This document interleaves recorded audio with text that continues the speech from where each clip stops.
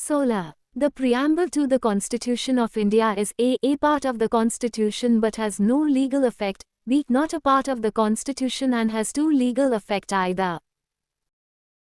C a part of the Constitution and has the same legal effect as any other part, d a part of the Constitution but has no legal effect independently of other parts. XP.D. The preamble to the Constitution of India is a part of the Constitution but has no legal effect independently of other parts. Supreme Court in Berubari case 1960 had held that preamble is not a part of the Constitution, but later in Kesavananda Bharati case 1973 observed that the preamble is of extreme importance and the Constitution should be read and interpreted in the light of the grand and noble vision expressed in the preamble in the LIC of India case 1995. Also, the Supreme Court again held that the preamble is an integral part of the Constitution. But preamble is neither enforceable nor justifiable in a court of law. This implies that courts cannot pass orders against the government in India to implement the ideas in the preamble. Therefore, option D is correct. Satra. Gold tranche, reserve tranche refers to a loan system of the World Bank, b one of the operations of a central bank. C. A credit system granted by WTO to its members, d. A credit system granted by IMF to its members. XP.D. Gold tranche, reserve tranche refers to credit system granted by IMF to its members. The reserve tranche is arrangement with IMF, which is an emergency account that IMF members can access at any time without agreeing to conditions or paying a service fee. It is contributed by member countries in terms of its quota contribution. It is accessible to them without fees or economic reform conditions. Therefore, option D is correct. 18. With reference to the provisions contained in Part A of the Constitution of India, which of the following statements are correct? A. They shall be enforceable by courts. Though they shall not be enforceable by any court. 3. The principles laid down in this part are to influence the making of laws by the state. Select the correct answer using the code given below. A. 1 only, B. 2 only, C. 1 and 3 only, D. 2 and 3 only. XP.D. The directive principles of state policy contained in Part A of the Constitution provides the ideals that the state should keep in mind while formulating policies and enacting laws. They aim at realizing the high ideals of justice, liberty, equality and fraternity as outlined in the preamble to the Constitution. They embody the concept of a welfare state and not that of a police state which existed during the colonial era. In brief, they seek to establish economic and social democracy in the country. The directive principles are non-justiciable in nature, that is, they are not legally enforceable by the courts for their violation. Therefore, the government cannot be compelled to implement them. The Article 37 of Constitution says that these principles are fundamental in the governance of the country and it shall be the duty of the state to apply these principles in making laws. Hence, statements 2 and 3 are correct. Therefore, the correct answer is option D. 19.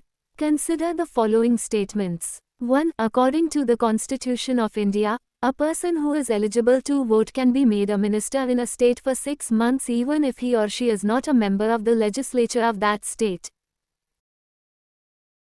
Though, according to the Representation of People Act, 1951, a person convicted of a criminal offence and sentenced to imprisonment for 5 years is permanently disqualified from contesting an election even after his release from prison.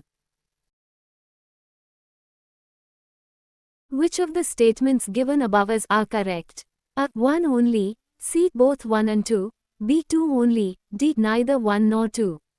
XP.D. According to the Constitution of India, a person who is above the age of 25 years in case of State Legislative Assembly and 30 years in case of State Legislative Council can be made a minister in a state for 6 months even if she is not a member of the legislature of that state.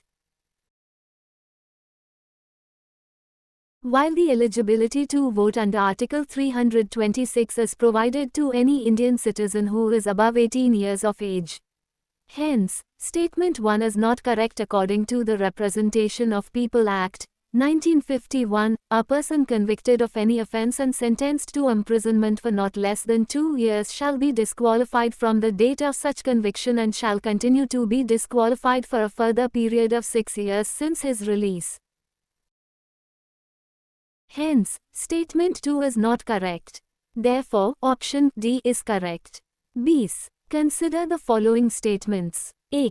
The President of India can summon a session of the Parliament at such place as he/she thinks fit. Though, the Constitution of India provides for 3 sessions of the Parliament in a year, but it is not mandatory to conduct all 3 sessions. 3. There is no minimum number of days that the Parliament's required to meet in a year. Which of the statements given above are correct? A. 1 only, B. 2 only, C. 1 and 3 only, D. 2 and 3 only. XP. The Article 85(1) of the Constitution empowers the President to summon each House of Parliament to meet at such time and place as he thinks fit, but 6 months shall not intervene between its last sitting in one session and the date appointed for its first sitting in the next session. However, this is not the discretionary power of President, as he had to act on advice tendered by Council of Minister headed by Prime Minister. Further, the Constitution prescribed that the maximum gap between 2 sessions of Parliament cannot be more than 6 months. But the Constitution doesn't prescribe for minimum gap. Parliament should meet at least twice a year. So, Statement 1 and 3 are correct, and 2 is not correct. Therefore, the correct answer is option C. 21. With reference to the history of India, consider the following pairs. A. Aurang, in charge of Treasury of the state. 2. Banning, Indian agent of the East India Company. 3. Mirisdar, designated revenue payer to the state. Which of the pairs given above are correctly matched? A. 1 and 2 only, B. 2 and 3 only, C. 3 only, D. 1, 2 and 3. XP. B. Aurang was a Persian term for a warehouse where goods are collected before being sold. Thus, pair 1 is not correct. Banings were agents of the company. He acted as interpreter of head bookkeeper, head secretary, head broker, the supplier of cash and cash keeper. They managed trade on behalf of British officers and businessmen. Thus, pair 2 is correct. Mirisdar is Urdu word which means hereditary landowner. They were designated to pay revenue to the state. Thus, pair 3 is correct. Therefore, the correct answer is option B.